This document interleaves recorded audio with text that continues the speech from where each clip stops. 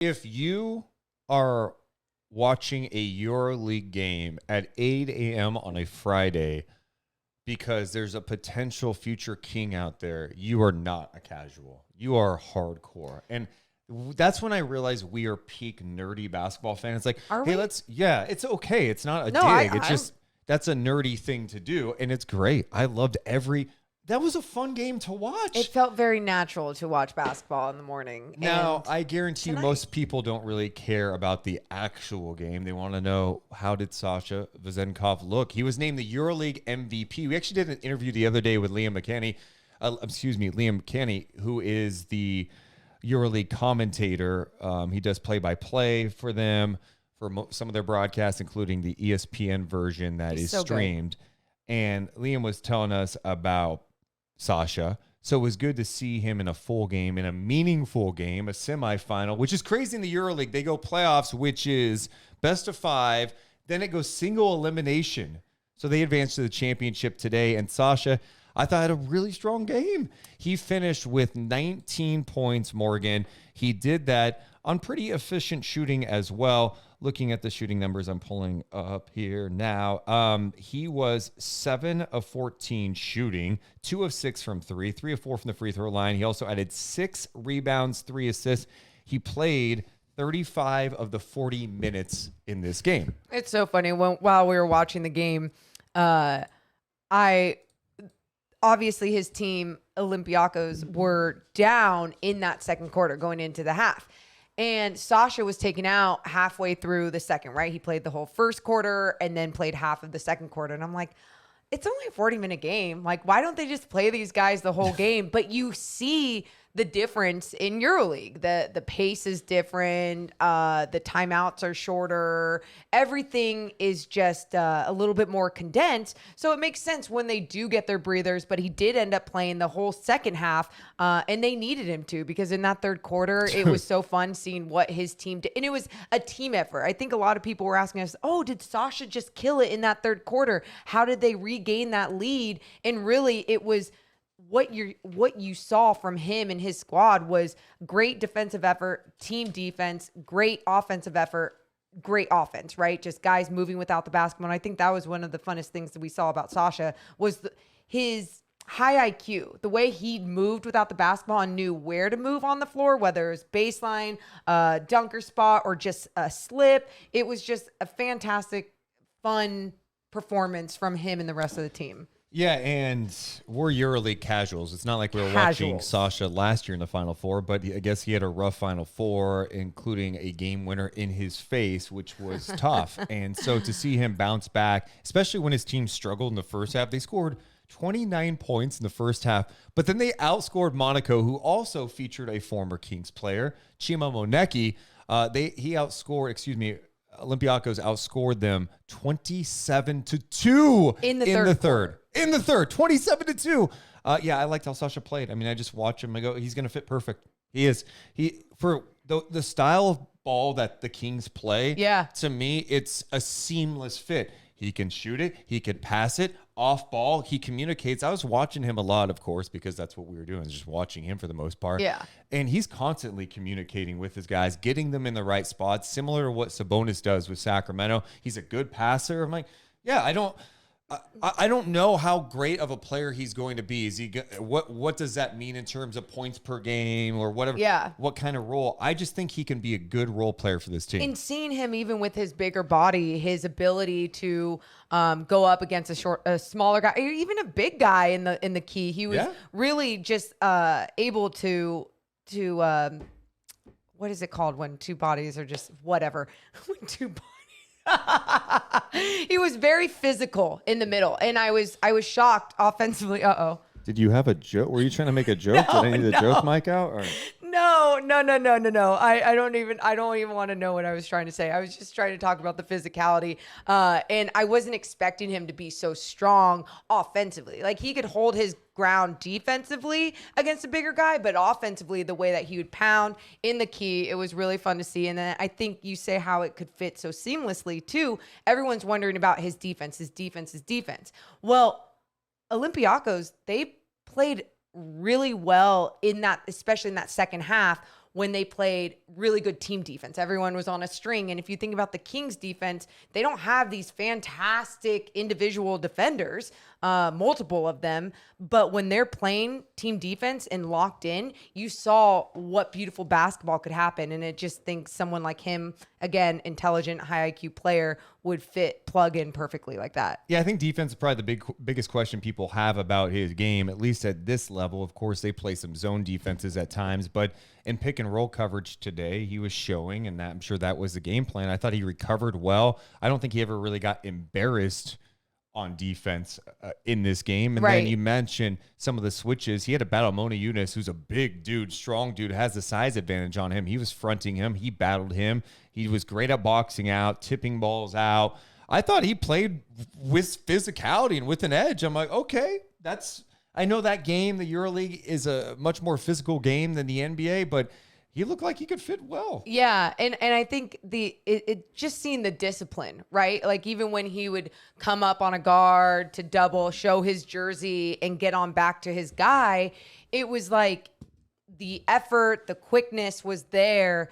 And I enjoyed watching him as an individual today, but I really enjoyed watching EuroLeague basketball. I mean, it was the crowd was in it and fun. The crowd was awesome. I wish we could have some of that in the NBA in the playoffs. Just that type of atmosphere with the chants and stuff. Well, I am going to propose 3 different chants going into this Kings season that I think we should be using. You already have 3 chants ready. No, but I'm going to make them. Oh, okay. Yeah. Some of them have to be like a little bit of a song, though. No, that's what I'm saying. It's not going to be like light the beam. I mean, that's just like a hooray chant. It's not going to be Keegan Murray.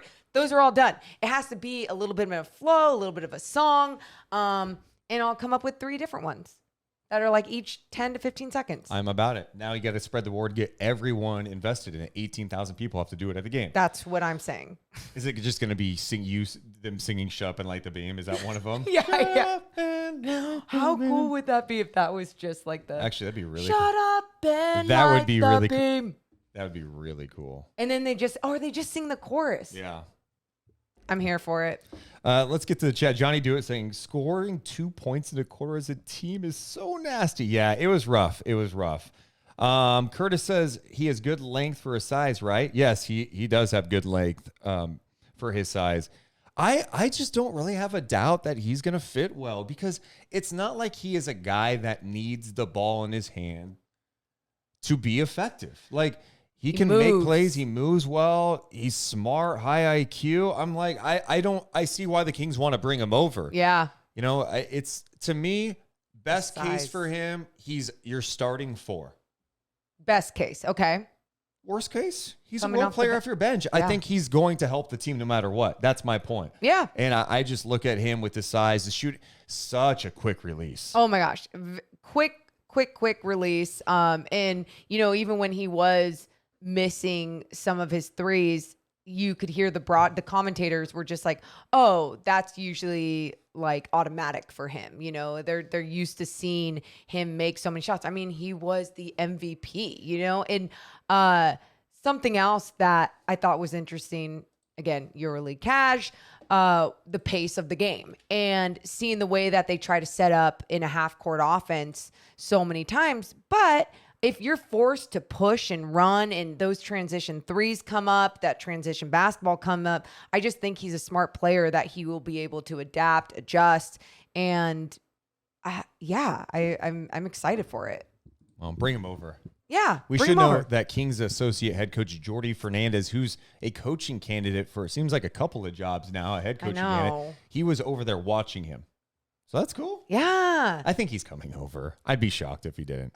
And we'll obviously have coverage of what Sasha does in the championship. They play on Sunday, the winner of the Barcelona Real Madrid game. Everyone that hasn't, make sure to join us on playback because that's how we watch the game at 8 a.m. And we just watched it with everyone else that wanted to join in and watch it with us. So we will be watching that finals game on playback again. So make sure you join us there. Ball Junkie says Sasha was impressive without even realizing the dude got 19 points. Yeah. No, I mean, I feel like I realized it because I was watching every one of his movements. I was like, hey, Morgan, look at him point there. That was such a good point. Great communication. She's like, oh, that's just basketball, dude. Settle down.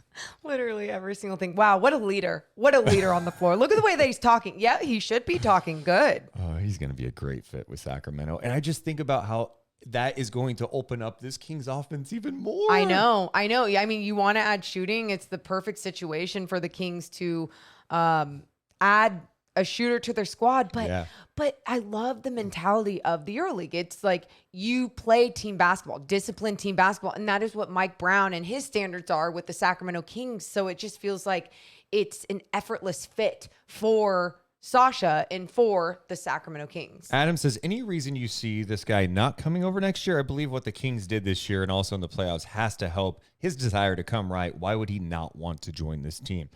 Yeah, I mean, I don't know. I think this is the time for him, right? He's in the perfect age, right? 27, 28 years old. He's playing at a high level, ready for a new challenge. And why wouldn't you want to join a team that plays a style that you can just fit in with right away on a good team with talented 2 All-NBA guys, a team that was number 3 in the West, a great head coach? It seems like it's the perfect fit. But again, you're asking a guy to change his life completely. Come move to the United States. Go to somewhere you've never lived before. Play in a league you've never played in before. There have been other examples of players who maybe have come over expecting bigger roles, and they come here and it doesn't exactly work. Someone in their chat was mentioning when Bielitsa came over and played with Minnesota, it just didn't seem like they were using his skills appropriately for what type of player he was. And it took him a while to find a home in the NBA and get some legit playing time to show his game. I don't think that would be a concern for Sasha because of Sacramento style. Yeah, no, I agree. And I think, some of the other points are like, some people are happy being the big fish in a small pond. Sure. Absolutely. And like, the league MVP, right? Like there's so much to it where he's going to be in a whole different role. But I mean, from everything, not only that we've seen with him, but talking to Liam Canny, one of the EuroLeague broadcasters, just saying that he's one of the most humble guys, so it seems like there's no ego there too. So think about it. If he was MVP of this league and wins a championship. Yeah. I mean, come on. Next challenge is the NBA. There you go. Go make some money in the NBA, play on a good team, and see what you can do here. I just look at his quick release and I go, oh my God. Yeah. Rain 3, Sacramento. Yep. Rain 3s. Sacramento would instantly make this guy feel loved, says Adam. Less culture shock than the bigger cities. Let's go, Sasha. I mean, yeah, we can even point out those fun little things, right? Being in the smaller market, not going to like New York or LA, point. And you have this type of crowd. I mean, he's used to a loud ass crowd, so that would fit as well. I just think you just have to have realistic expectations too. I'm not expecting Sasha to come over and be the next Peja Stojakovic. No. Can this guy be a player that can come in, use his size and high basketball IQ and knock down some shots? That can help the team. Even Bojack in the background's barking like yes, I agree, Deuce. He's got that dog in him. Mm-hmm. So that's what I look at. I'm not going, hey, this guy is going to change everything in Sacramento. I just think it makes the offense much more dynamic. The more shooting, the better. You have his rights. Bring him on over. Love it.